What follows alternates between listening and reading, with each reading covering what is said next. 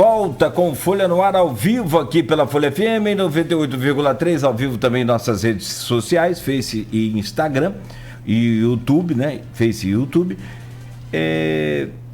O programa tem o oferecimento de Coagro, Proteus Unimed Campos, Laboratório Plínio Bacelar e Vacina Plínio Bacelar. Tem 25 graus agora no centro da cidade. E tem uma carraria enorme que está descendo aí a ponte da Rosinha, a ponte Leonel Brizola, aqui no centro da cidade, no sentido Guarulhos Centro, e tendo que desviar ali por aquele contornozinho onde era esse camelô improvisado, lembra? Então, a descida da ponte ali, para quem vem de Guarulhos, não é uma boa opção agora neste momento. Por quê? As obras da Beira Valão recomeçaram e a ponte está aberta, o acesso à ponte está normal para quem vem de Guarulhos Centro. Só que quando chega ali na descida da ponte, você tem que fazer o contorno, não consegue seguir, tem obras ali na Beira Valão, nessa altura ali, antes da Formosa. Então, fique atento aí, uma opção boa pode ser a ponte da Lapa ou até a ponte Alaí Ferreira, aquela ponte ali que sai no Ferreira Machado. Voltamos com o Folha no Ar, hoje na bancada Luiz Abreu Barbosa, Rodrigo Gonçalves, estamos conversando com o Alexandre Buchaú, odontólogo e pré-candidato a prefeito de Campos pelo Partido Novo, e eu peço você, meu caro Luiz Abreu Barbosa, para abrir esse bloco aí, por favor. Buchaú, pesquisa não é bola de cristal e nem infalível. Mas pesquisa é muito eficiente apontar tendência, né? Sobretudo a curva dessa tendência, se ela é ascendente, se ela é descendente, se ela está estável. Campos teve 3 pesquisas divulgadas pela Folha, as quais eu tive acesso à íntegra, né? Eu só analiso pesquisa que eu posso ver a íntegra. Por um motivo simples, né? Você pode tirar uma pesquisa onde você esteja bem, você pode tirar uma fatia ruim e dizer que você está ruim, e vice-versa. Uma pesquisa que está mal, no geral, tira uma fatia positiva, você passa a ficar bem. Essas 3 pesquisas foram a GPP de março, a Iguape de julho, que é emblemática porque foi encomendada pelos Bacelar, e a Prefab Futuri de setembro, de agosto, que tem que ser questionada porque ela trouxe um universo proporcional de eleitores diferente do que aponta o IBGE. Como esse universo de eleitores foi feito para aumentar a parcela de evangélicos e aumentar a parcela de zeradores salários mínimos, que são, em tese, o eleitor de Campos mais garotinho, essa pesquisa pode ter sido enviesada para tentar favorecer Vladimir. No entanto, então, são 2 ressalvas que a gente tem que fazer, né? A Iguape, por ter sido convidado pelo Bacelar, e a Prefab por trazer um universo diferente do IBGE. É sempre bom a gente falar isso, antes de dar os números. Mas os números, eles não diferiram tanto, né? E todos eles apontam a possibilidade de uma vitória de Vladimir no primeiro turno. A pesquisa estimulada, né, onde se apresenta o disco com o nome dos candidatos, na GPP de março, Vladimir teve 50,4, Caio Viana 18,1, Marquinhos Bacelar 5,8, Thiago Rangel 2,9, candidato do PT 2,6, CVC Direita Campo 2,3. CVC que já disse, até publicamos no ponto final, que ele não vai ver prefeito, vai ver vereador. Antes também dele aparecer novamente na mídia nacional, nessas mensagens trocadas aí, vou parar no Supremo Tribunal Federal com o Carlos Jordi, né? Deputado federal. Na Iguape de julho, Vladimir 55,4, Caio Viana 8,6, Marquinhos Bacelar 3,1, Thiago Rangel 2,8, aí já com o nome de Jefferson do IF 1,2, Sérgio Mendes 0,5. E a Prefab Futuri, Vladimir Garotinho 66,8, Caio Viana 8,6, Marquinhos Bacelar 1,6, Thiago Rangel 0,8, CVC Direita Campo 0,7, Jefferson do IF 0,2. todos eles indicam uma vitória de Vladimir no primeiro turno. E a GPP fez uma em dezembro também, a qual eu não tive acesso à íntegra. Mas eu tive acesso e aí vou repetir essa fatia, não para considerar uma pesquisa que eu não analisei a íntegra, mas para analisar esses números em comparação com a de março, que é o mesmo estudo e a mesma metodologia, né? Nessa GPP de de dezembro, Vladimir tinha subido de 50,4% para 54% de intenção de voto na estimulada. E sem Caio, com Carla Machado, cuja condição de elegibilidade, segundo o TSE e segundo o Supremo Tribunal Federal, ela não existe, né? Estava com 16%. Todos esses números apontam a possibilidade de vitória de Vladimir no primeiro turno. Como você e a oposição, de maneira geral, pretende fazer para mudar em 2024 essa tendência inequívoca de 2023? Luiz, o fato é que em 2023, Vladimir surfou sozinho, né? Assim, ele navegou sozinho em Mar de Almirante.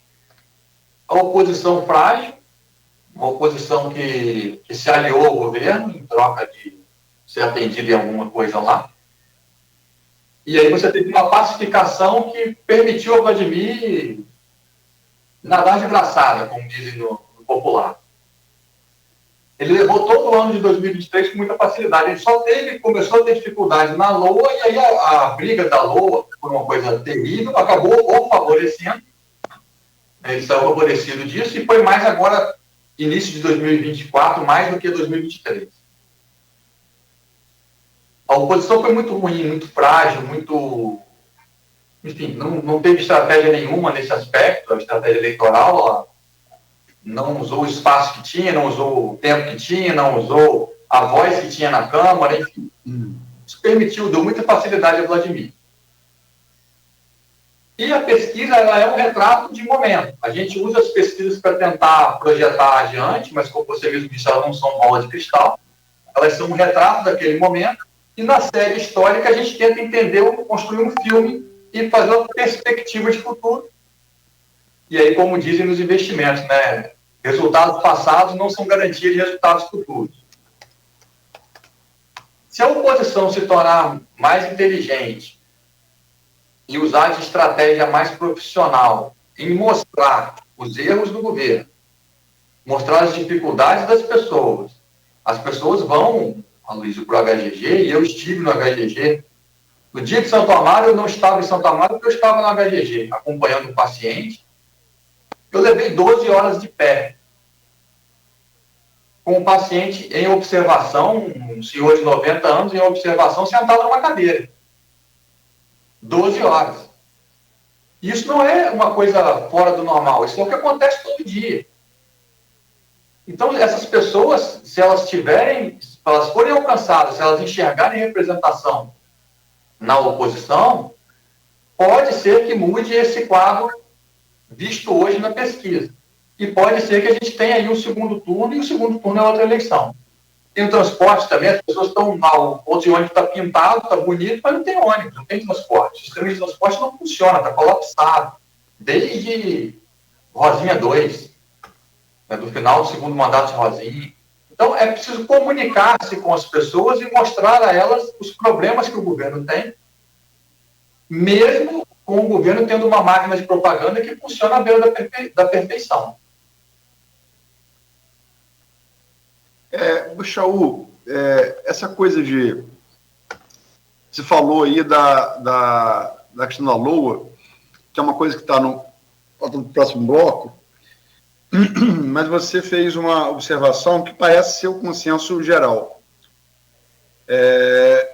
Essa manifestação, e sobretudo o apoio que a votação da LOA teve, quase unanimidade das instituições filantrópicas de saúde e assistência social da cidade, que não sobreviveriam sem LOA, né? Que isso favoreceu o Vladimir. Então, um favoritismo que, em 2023, ele já existia, em tese ele abre em 2024, né? Ampliando isso. Você falou em questão estratégica, né? Apostar... Eu me lembro muito do ele não no penúltimo sábado antes do segundo turno de 2018, presidencial. Teve aqui na Praça Salvador, teve vários pontos públicos do Brasil, e a Ibope solta uma pesquisa feita no domingo e na segunda-feira, solta na terça-feira, essa pesquisa, onde mostra que Bolsonaro cresceu 8 pontos no voto feminino no domingo e na segunda, depois dele não. Ou seja, ele precisa ser um grande gênio, né, para entender que deu muito errado, eleitoralmente. E a oposição insistiu e deu no que deu, Bolsonaro foi eleito presidente. Você não acha que vale essa analogia para estratégias como essa adotada na LOA, não? Vale, a estratégia da LOA foi um tiro no pé de canhão. Tanto na questão da forma como a Câmara se conduziu, que pensemos juntos aqui. Se o motivo para a não votação da LOA eram relatórios que faltavam, eram problemas insanáveis no documento, como é que depois de uma conversa com o Ministério Público, uma conversa entre os dois grupos políticos, isso foi colocado em votação sem que isso fosse sanado? Então não era esse o problema. Esse é um ponto. E o segundo ponto, existe uma questão da narrativa em torno disso. Vladimir dominou a narrativa. Vladimir usou a estratégia do medo, né? Ele distribuiu a estratégia, olha, vai faltar dinheiro para o hospital, vai faltar dinheiro para servidor, vai ficar todo mundo sem salário, usou a estratégia do medo. As pessoas realmente ficaram aterrorizadas com a situação.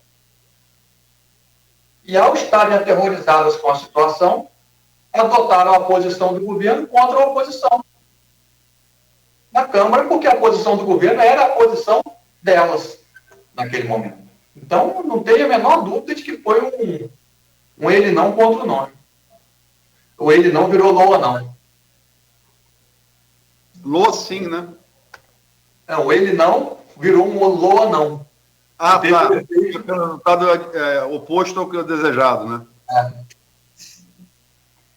João, falando de pesquisa ainda, voltando para o próximo desse bloco, você fala muito na questão da saúde, né, dos problemas que a saúde tem no município. Mas a própria pesquisa GPP, que inclusive o Aloysio, quando fez a análise, trouxe isso, né, Aloysio? Que ao mesmo tempo que ela é um motivo de reprovação, ela é também o segundo motivo para aqueles que aprovam o governo Vladimir, ela está em segundo ali, como segundo item para que as pessoas aprovam o governo Vladimir. Como que você vê isso? Ao mesmo tempo as pessoas fazem críticas à saúde, mas também colocam ela como o segundo, vamos dizer, o que mais avançou no governo Vladimir nessa questão, como se fosse o segundo item. Como que você avalia isso? É o efeito das obras do HGG e da reabertura de algumas UBS. Mas principalmente das obras de reforma do HGG que o Estado está fazendo, puxando.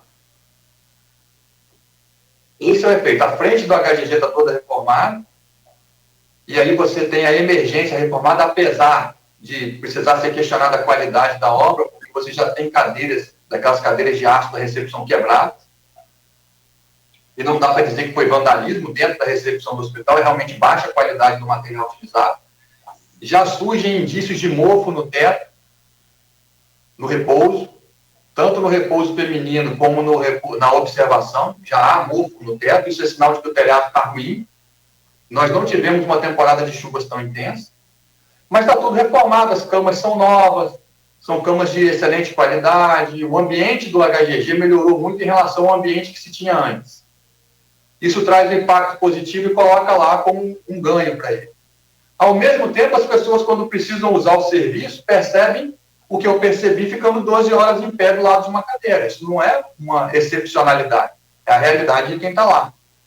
E aí você tem na mesma pesquisa medindo satisfação por conta da reforma, talvez até de pessoas que não tenham utilizado o serviço ou tenham utilizado de forma mais rápida ali na recepção, na emergência. E, de outro lado, você tem as pessoas que realmente tiveram a necessidade, o contato com o serviço de forma mais próxima e percebem que o serviço não melhorou como deveria, não está de acordo com a propaganda que se tem. Alexandre, deixa eu abrir o áudio aqui, só um segundo. Baixou uma tosse aqui, me perdoe. Deixei o áudio fechado. Bom, só para também a gente entender um pouco mais essa questão majoritária federal na majoritária estadual e municipal, melhor dizendo, as pesquisas indicam Campos nas urnas, já demonstrou isso, a gente falou isso aqui, bolsonarista, a Luísa trouxe os dados aí no início do programa. Agora, essa eleição, Bolsonaro não está mais no poder. Tem Lula no poder. O que isso influencia nessa corrida eleitoral aí em Campos? O que isso diferencia na sua visão? Apesar de Campos ser conservadora e bolsonarista, com Lula no poder isso muda, o PT cresce, a esquerda cresce no município, isso dificulta para você, por exemplo, porque a gente fala de Vladimir, mas você tem outros pré-candidatos também que são adversários seus. Não altera em nada não, Nogueira. A maior diferença que isso vai trazer, acredito eu, seja, por exemplo, o PT lançando candidato a majoritário. Não altera a percepção da população em si. Isso fica mais restrito aos partidos, às pessoas que se envolvem mesmo com política, que se animam mais ou menos. E aí você vai ter a atuação do Lindbergh em Campos, junto ao Jefferson, você vai ter o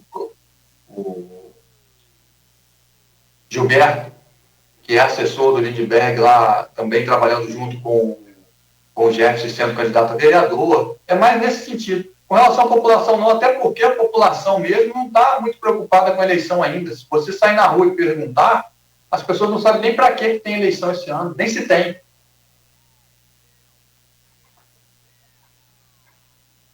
Está fechado, Luiz, seu áudio. Obrigado, desculpa. O Chaú, a tosse Nogueira chegou aqui. Até que foi mesmo motivo, tosse. O Chaú, está nesse bloco também a avaliação do governo Vladimir Garotinho. Estamos abrindo o último ano do governo, né? No qual você, em análise da questão da LOA, antes da votação, ressalvou que tem 1 bilhão guardados para ser gasto pelo Executivo nesse ano eleitoral. Que avaliação você faz desses 3 primeiros anos do governo Garotinho? Nota de 0 a 10 e por quê? Luiz, o governo de Vladimir tem um setor do governo dele que merece nota 10. Propaganda. Propaganda do governo Vladimir é excepcional. Ele anda cercado por fotógrafos, por filmmakers, por social media. Ele colocou todos os digital influencers quase da cidade para trabalhar para ele, levou todo mundo para o farol. Então o setor de propaganda dele merece um 10. O resto, não. O resto funciona aí numa média, um 6, dá para passar de ano. Porque não funciona bem. Você teve um letreiro construído no farol, sem planejamento, né? Aquilo é evidente que as pessoas iam subir aquele letreiro, sem planejamento, mal construído, quebrou já as 3 vezes, aí encheu de cimento. Semana passada caiu uma ponte no Imbé pela 2ª vez, a ponte havia rompido, foi recuperada pela prefeitura e caiu de novo, agora caiu de vez. Ou seja, tem um setor de engenharia que não está funcionando, de planejamento. Nós temos agora um planejamento emergencial para combate à dengue. Se tem planejamento de combate à dengue, você não teria uma emergência de dengue. Você teria um planejamento acontecendo ao longo dos anos, você não chegaria numa emergência. Então é um governo que vive de apagar incêndios, como sempre aconteceu. Campos tem governos que vivem de apagar incêndios e você não tem resultado na ponta. A própria questão de incluir 10 mil pessoas no cartão Goitacá, o cheque cidadão aí 4.0. Essas 10 mil pessoas no cartão Goitacá não estavam passando fome no ano passado? Não estavam passando fome em 2022? quando se guardou esse 1 bilhão para usar nesse ano? Só começaram a passar fome agora? Então, assim, tem coisas que você vê que tem um objetivo só eleitoral, apagar de incêndio, não é preocupação ou projeto para a cidade. Então, vão 6 para passar de ano aí, porque vem fazendo alguma coisa, mas não é um bom governo, não é um governo que a gente possa olhar para frente e dizer, olha, temos aqui uma mudança na curva, como foi o Oswaldo Cruz na hora, temos uma mudança na curva em Campos e a perspectiva de cultura é diferente. Tanto que Campos está no ranking do CRP lá em competitividade entre os municípios, que é um compilado de todos esses outros dados que eu trouxe, muitos outros, na posição 233, entre os 410 municípios com mais de 80 mil habitantes. Então, uma coisa que ele alardeou como sendo uma grande vitória, a subida no ranking da gestão fiscal da Fundação da Pijam e FGE. Campos subiu, acho que 23 posições. Só que Campos subiu 23 posições e continua na posição 70 e alguma coisa. É muito ruim. E 70% dos municípios no Brasil teve melhora nesse índice. Então, não foi em decorrência da gestão municipal, foi em decorrência do momento que se vive. Fim de pandemia, recuperação econômica, 40% de defasagem salarial do servidor. O índice é composto por 4 itens. Um deles é a relação folha de pagamento e receita corrente líquida. A defasagem do servidor contribuiu para ele ter sucesso nesse índice. O outro é capacidade de pagamento de contas, liquidez. A liquidez está atrelada a esse 1 bilhão que está guardado. Foi uma conquista efêmera naquele momento, que não tem base, não tem grande atuação da gestão municipal nisso, não tem mudança estrutural nisso, e que vai se reverter esse ano quando houver a gastança em relação à campanha, para manutenção de poder. Tem 2 perguntas aqui no grupo relativas à pesquisa. Marquinhos Barcelos, seu colega, odontólogo, coloca aqui para você. Se obteria esse legislativo, você disputou a eleição a vereador, né, e não se elegeu, como pretende atrair votos para chegar à prefeitura? O prefeito está com mais de 80% de aprovação. Acredita que nesses meses, hoje são 8 meses e 10 dias, né? Nesses 8 meses e 10 dias para a eleição, irá cair a aprovação após 3 anos de uma gestão em que a população aprovou? E a Silvana Venâncio coloca aqui também, Alexandre, o prefeito Vladimir Garotinho lidera as pesquisas para a prefeitura. O que o senhor levará como plataforma de campanha, na sua campanha para vencer as eleições? Só duas observações. Marquinhos colocou 80% de aprovação e ela não chega a isso. A aprovação, segundo a GPP de março do governo Vladimir, foi de 55,5%. A GPP usa uma metodologia em que não há a divisão do regular entre bom e ruim. Então, o regular permanece neutro. Então, são 55,5% segundo a GPP de março. Em julho, a Iguape, é sempre bom frisar, encomendado pelos Bacelar, na sua metodologia, utiliza, sim, o regular positivo e o regular negativo. Vladimir aí teve aprovação próxima a 80% realmente. Mas 74,7% dividido entre 12,6% de ótimo, 38,5% de bom e 23,6% de regular positivo. E a Prefab Futuri fez uma pergunta simples, né? Você aprova a gestão do prefeito Vladimir Garotinho? 77% sim, 12,8% não. Então, os números são esses. E em relação à Silvana, a gente tem que destacar que a gente não pode falar aqui plataforma de campanha. Né? A gente pode falar em estratégia, você pode pretende usar, mas não em plataforma de campanha, porque isso é vedado pela legislação. Então, o Marquinhos traz aquela questão das pesquisas que pega exatamente esses 3 anos passados em que Vladimir governou sem oposição, governou sem ninguém mostrasse à população os seus erros, e aí a propaganda dele muito forte. E não bastasse isso, ele governou esses 3 anos comparando com os 4 anos de Rafael anteriores, que foram um tremendo desastre. Então, essa comparação, ele saiu muito beneficiado.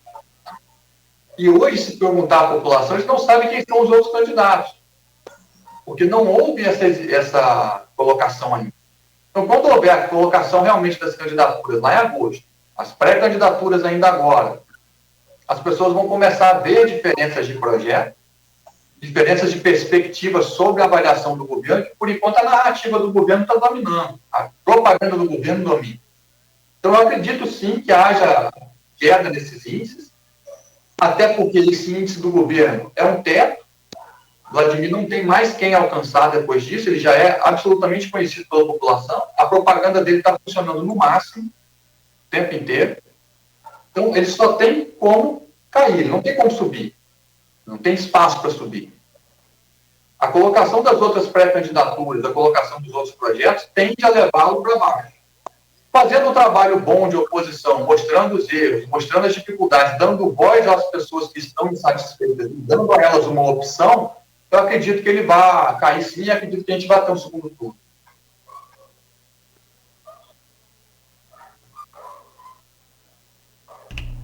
Bom, eu fui conferir meu microfone, se estava aberto ou fechado aqui, porque você já viu, né? São 8 horas e 24 minutos. Meu caro Alexandre Buchaú, uma pausazinha rápida para a gente fazer esse intervalo e, então, para o fechamento do programa no próximo bloco. Rapidamente aqui, são 8 horas e 25 agora, no oferecimento de Coagro, Proteus, Unimed Campos, Laboratório Plínio Bacelar e Vacina Plínio Bacelar. Voltaremos a seguir com o Folha no Ar, bem rápido, bem curto esse intervalo. Maurício Batista está no desespero, depois que Dona Sebastiana botou pressão, já estava com a mão aqui na medalha de ouro, ouvinte número 1. Maurício Batista correu aqui, acho que tem 12, tem 8, depois de 8 horas botou a Luiz, tô ligado aqui pelo rádio. Eu tô achando que Maurício é o Botafogo, Dona Sebastiana é o Palmeiras. Boa. E abre o olho, que Dona Sebastiana tá lá, ó. Ele tá rindo aqui agora. Mas segunda hoje, só perdeu pra Wanda. Verdade.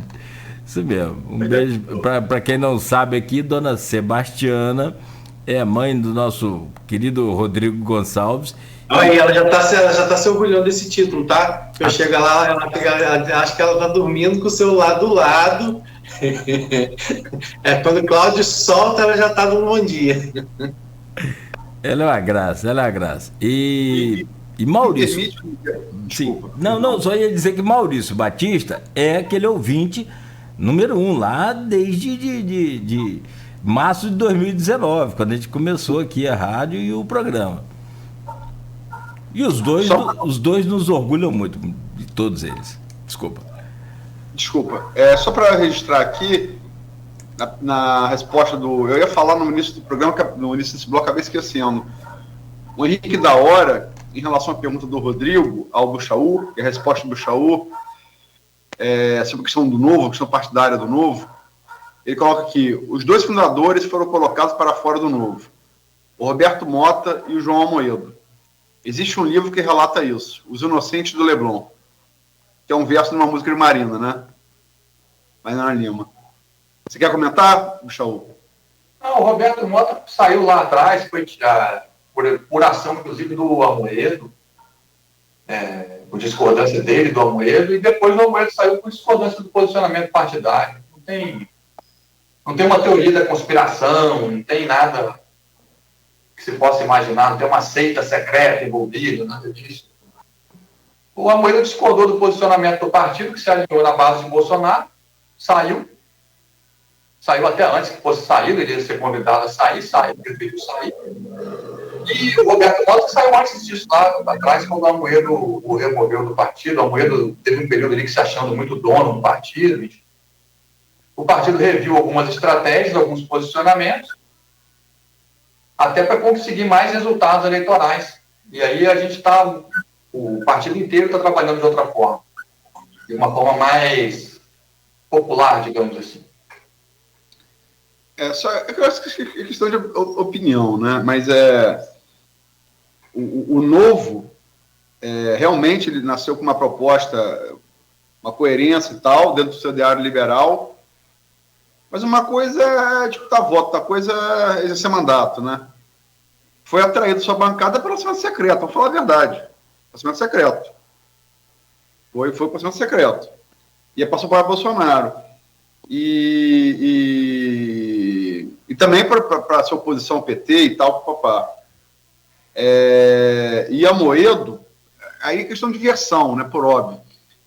Mas ele falou aqui nesse mesmo programa que a opção dele não foi por Lula, foi pela democracia. Palavras dele, eu estou só repetindo aqui. Foi um programa que deu muita audiência. Sim. Hoje o principal nome do Novo é o Romeu Zema, né? Sim. Tem o prefeito de Joinville também, o Adriano. Aí fala em Vladimir com 80% de aprovação, o Adriano tem 93% lá em Joinville. Outro que foi expulso do Novo foi o Salles. Aquele ministro... Desculpa. O ministro do Meio Ambiente, lembra? Sim. Hoje é deputado em São Paulo, não é? Deputado federal. De São Paulo. Aquele da... Foi expulso, né? O Novo, na verdade, não concordou com ele assumir o ministério. Para assumir o ministério, ele precisava sair. Convidado gentilmente para se retirar. Bom... pelo menos lucrou, né? Foi antes dele ser investigado pela Polícia Federal como primeiro-ministro do Meio Ambiente do Brasil, investigado por venda ilegal de madeira. Então, o Novo lucrou, né? Foi uma decisão acertada. Se mostrou acertada. Bom, gente, são 8h30. Me permitam, então, rapidamente esse intervalo. Voltamos a seguir. É bem curtinho mesmo esse bloco, esse intervalo, e a gente volta logo para fazer esse último bloco aí do programa de hoje com o Alexandre Buchaú, que é odontólogo e pré-candidato a prefeito de Campos pelo Novo. Atenção para esse recado. O Clube de Vantagens